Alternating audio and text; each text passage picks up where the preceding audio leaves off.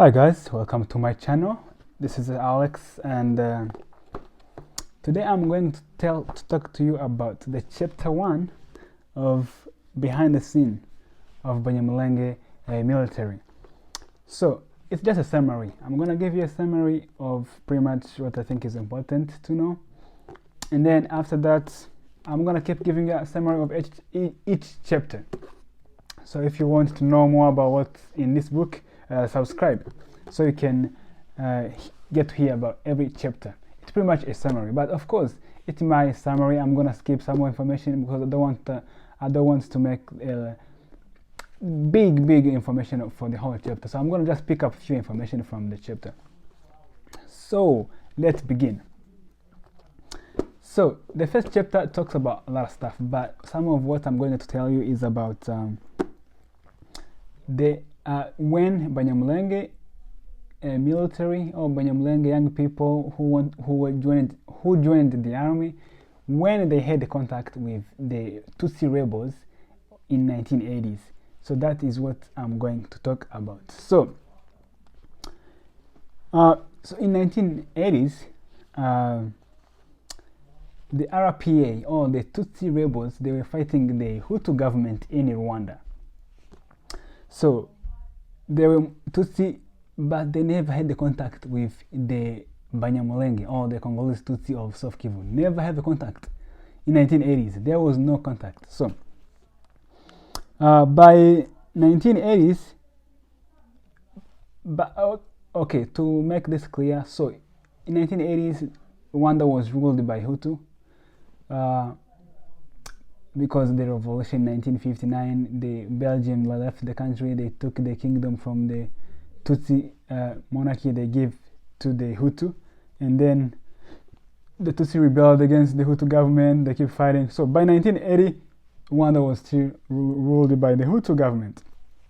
So, but the neighboring Burundi, because Burundi and Rwanda, they are the same people.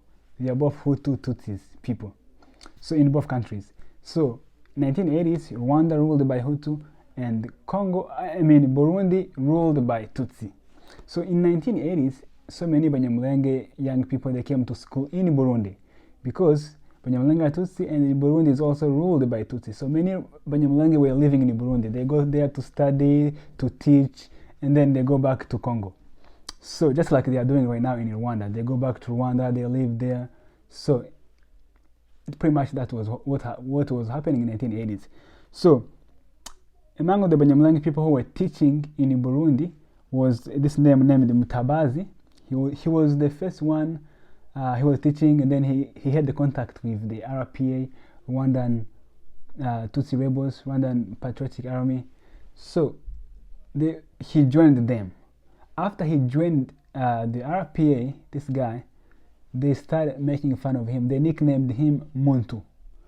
Muntu is in Kinyarwanda, also Kirundi. Muntu means a person. But the reason they called him Muntu is because we Banyamulenge people, we speak Kinyamulenge. We don't speak Kinyarwanda. We don't speak Kirundi.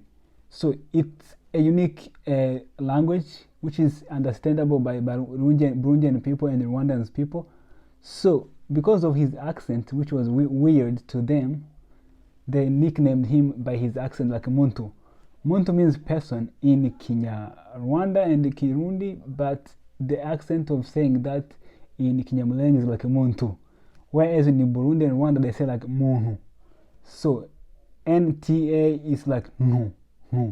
So for us, because we live with other tribes, we pronounce our language like Swahili, in that kind of pronunciation of saying words like Muntu, in Kinyarwanda and Burundi Muntu. So he was speaking different, and they have never had the contact with people who speak like that before, because we were living separate. We lived for hundreds of years separate with the Rwandan. So after meeting with this Muntu, or this Banyamulenge meeting with them, then he joined them, and then they also work together to recruit more Banyamulenge young people to join the Tutsi rebels. One of the reasons the Banyamulenge were joining the Tutsi rebels is because they also had a conflict happening with the Simba Mai Mai Mulele. So this Simba Mulele was a rebellion against Mobutu regime. So they were fighting with Mobutu, but Mobutu has also helped Banyamulenge fight these rebels of Mulele. In our area was known as the Simba Mulele. So, but at that time, the Rwandan RPA Tutsi rebels, they were working with the Mai Mai Mulele, the same guys killing Banyamulenge cows, burning villages, and killing Banyamulenge. So those are the Tutsi Rwandan rebels working with other Congolese rebels who are fighting Banyamulenge. And then at that time, many Banyamulenge, they did not trust those Tutsi Rwandan.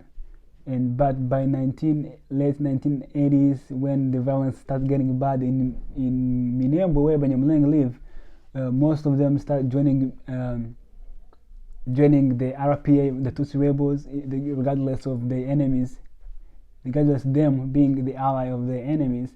So at that time, some of Banyamulenge who were joining, they were not educated. So they were joining this Rwandan army, but they were pretty much being told what to do, disrespected, called like spoil. So they just disrespected and pretty much did whatever they want, the Rwanda did. And also, so everything they were doing, they were pretty much working for Rwanda, because it was pretty much on the interest of Rwandan people, not the interest of Banyamulenge. So Rwanda never did anything to help them or work together with them in equal ways to help them, like, let me help you and you help me. So Rwandans, they were just viewing Banyamulenge as Rwandans living abroad. So they never acknowledged that Banyamulenge, they are Congolese and they don't want to be Rwandan. So the Rwandans, they underestimated of the patriotism of Banyamulenge people and their loyalty to Congo. Till today, they still struggle. They think because we look the same, then we must be willing to be Rwandan and to live in Rwanda. We don't want that. We are Congolese, and we are the same ethnically, but we live different. So it's like telling Eritreans they have to come in Ethiopia, or no, they are the same people, but no, they live separate, and that's how things have been in the past. And they don't want to be together, and that's okay. So till today, you can have a picture of what's happening nowadays. So, and that is what was happening. So Mai Mai Mulele keep working with RPA Tutsi rebels since 1980s. So if today people tell you that Mai Mai is working with Rwanda, you might be like, that's not possible. That's a lie.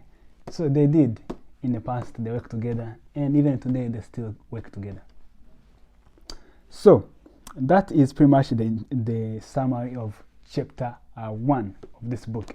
So, I'm going to give you chapter 2 in the future days to come, and I'm very happy, excited to see what's in this book. So, that's it for today.